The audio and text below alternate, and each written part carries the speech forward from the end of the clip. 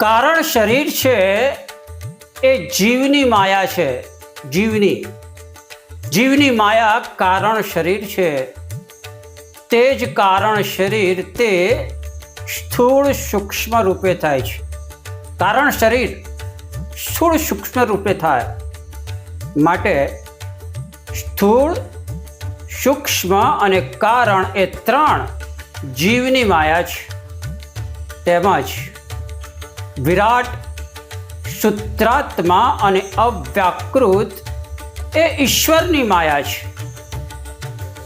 તે જીવની કારણ શરીર રૂપ જે માયા તે વજ્રસાર જેવી છે. વજ્રસાર જેવી તે કોઈ રીતે જીવથી જુદી પડતી નથી. કોઈ રીતે જીવથી જુદી પડતી નથી.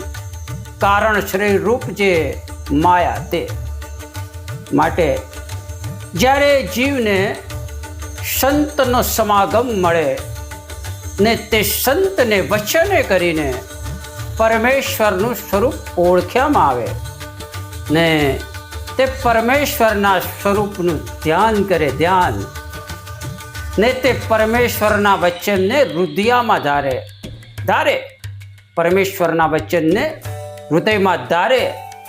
તેણે કરીને કારણ શરીર છે તે બળીને ખોખા જેવું થઈ જાય છે. કારણ શરીર બળીને ખોખા જેવું થઈ જાય. જેમ આંબલીનું બીજ હોય, આંબલીનું બીજ હોય ને તે બીજની છાલ બીજ સાથે અતિ દ્રઢ ચોંટી હોય ને પછી તેને જ્યારે અગ્નિમાં શેકે ત્યારે તે છાલ દાજીને ખોખા જેવી થઈ જાય ને પછી હાથમાં લઈને ચોળે તો જુદી થઈ જાય. તેમ ભગવાનનું ધ્યાન ને ભગવાનનું વચન, ભગવાનનું ધ્યાન ને ભગવાનનું વચન તેણે કરીને કારણ શરીર શેકાઈને આંબલીના ફોતરાની પેઠે જુદું થઈ જાય છે. જુદું થઈ જાય.